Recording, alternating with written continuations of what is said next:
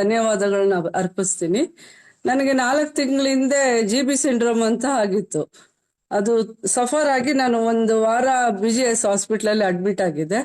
ಅದು 7 lakhs bill ಆಗಿತ್ತು.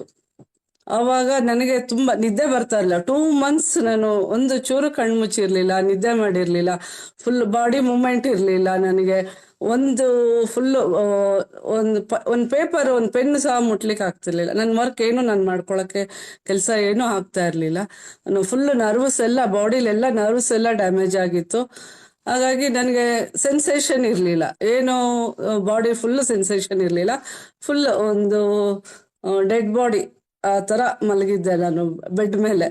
ಒಂದು 2 months ಹಾಗೆ ಬೆಡ್ ಮೇಲೆ ಮಲಗಿದ್ದೆ. ನನ್ಗೆ ಆವಾಗ ಜಗದೀಶ್ ಸರ್, ಅಸ್ಟ್ರಾಲಜರ್ ಅವರು, ನಮ್ದು ರಿಲೇಷನ್ ಫ್ರೆಂಡ್ ಎಲ್ಲ ಆಗ್ಬೇಕು, ಅವರು ನೀವು ಈಲಿ ಯೂಸ್ ಮಾಡಿ ಅಂತ ಹೇಳಿದ್ರು. ಅವ್ರು ಹೇಳಿದ್ಮೇಲೆ ಈಲಿ ಯೂಸ್ ಮಾಡ್ಲಿಕ್ಕೆ ಶುರು ಮಾಡಿದೆ. ನನಗೆ ನವೆಂಬರ್ನಲ್ಲಿ ಆಗಿತ್ತು. ಇದು ಸೆಪ್ಟೆಂಬರ್ನಲ್ಲಿ ಆಗಿದ್ದು. ನಾನು ನವೆಂಬರ್ನಲ್ಲಿ ಈಲಿ ಡಿವೈಸ್ ಪರ್ಚೇಸ್ ಮಾಡಿದೆ. ಒಂದು ವಾರ ಗೋಲ್ಡ್ ಸೈಕಲ್ ಯೂಸ್ ಮಾಡಿದ್ದೀನಿ. ಆಮೇಲೆ ಸ್ಲೀಪ್ ಪ್ರೋಗ್ರಾಮ್ ಎಲ್ಲ ಶುರು ಮಾಡಿದ್ಮೇಲೆ ನಿದ್ದೆ 2 months ನಾನು ಕಣ್ಣು ಮುಚ್ಚಿರ್ಲಿಲ್ಲ. ಬಟ್ ಇದು ಈಲಿ ಡಿವೈಸ್ ಸ್ಟಾರ್ಟ್ ಮಾಡಿದ್ಮೇಲೆ ಸ್ಲೀಪಿಂಗ್ ಪ್ರೋಗ್ರಾಮ್ ಎಲ್ಲ ನಿದ್ದೆ ಮಾಡ್ಲಿಕ್ಕೆ ಶುರು ಮಾಡಿದೆ.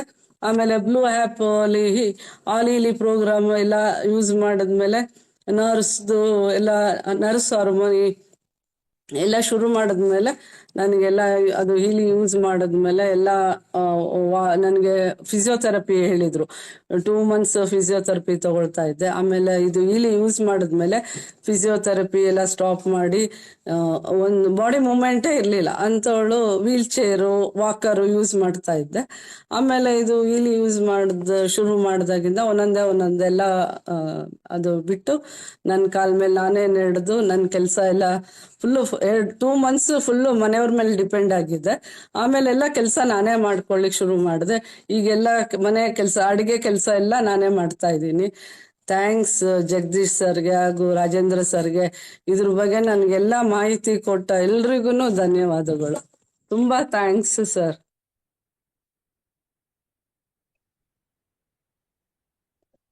Thank you so much, ma'am. Leena ji, over to you.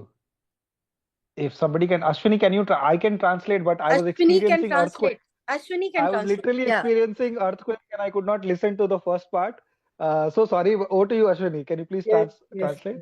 So ನಿಮ್ಗೆ ಗಂಗಾ ಅವರೇ, ನಿಮ್ಗೆ ಏನಾಗಿತ್ತು? GB ಸಿಂಡ್ರೋಮ್ ಅಂತ ಮೇಡಮ್. ಓಕೆ. ಅಂದ್ರೆ ಅದು ಫುಲ್ ಬಾಡಿ ನರ್ವ್ಸ್ ಎಲ್ಲ ಫುಲ್ ಡ್ಯಾಮೇಜ್ ಮಾಡಿ ಫುಲ್ ಡೆಡ್ ಬಾಡಿ ಮೇಡಮ್. ಏನೇನೋ ಒಂದು ಪೇಪರ್ ಸಹ ಮುಟ್ಲಿಕ್ಕೆ ಆಗ್ತಿರ್ಲಿಲ್ಲ.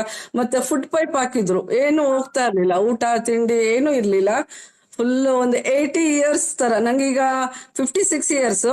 ಅವಾಗ ನೋಡಿದ್ರೆ ನೀವು 80 years ಏಜ್, ಅಷ್ಟು ಏಜ್ ತರ ಆಗಿದ್ದೆ ನಾನು.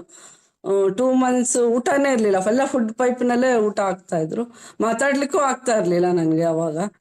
ಬಟ್ ಈಲಿ ಯೂಸ್ ಮಾಡಿದ್ಮೇಲೆ ಇಷ್ಟು ಆಗಿದ್ದೀನಿ. ಎಲ್ರಿಗೂ ಆಶ್ಚರ್ಯ ಈಗ ಎಷ್ಟು ಬೇಗ ರಿಕವರಿ ಆದ್ರಿ ಅಂತ.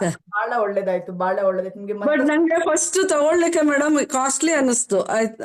ಆಮೇಲೆ ನನ್ಗೆ 7 lakhs ಹಾಸ್ಪಿಟಲ್ಗೆ ಬಿಲ್ ಪೇ ಮಾಡಿದ್ನಲ್ಲ, ಅವಾಗ ಅನಿಸ್ತು ಈಲಿ ಡಿವೈಸ್ ಏನೂ ಅಲ್ಲ ತಗೊಳ್ಲಿಕ್ಕೆ ಅಂತ. ಅವಾಗ ಪ್ರಿಪೇರ್ ಆದ ತಗೊಳ್ಲಿಕ್ಕೆ ಅಂತ. ಕರೆಕ್ಟ್.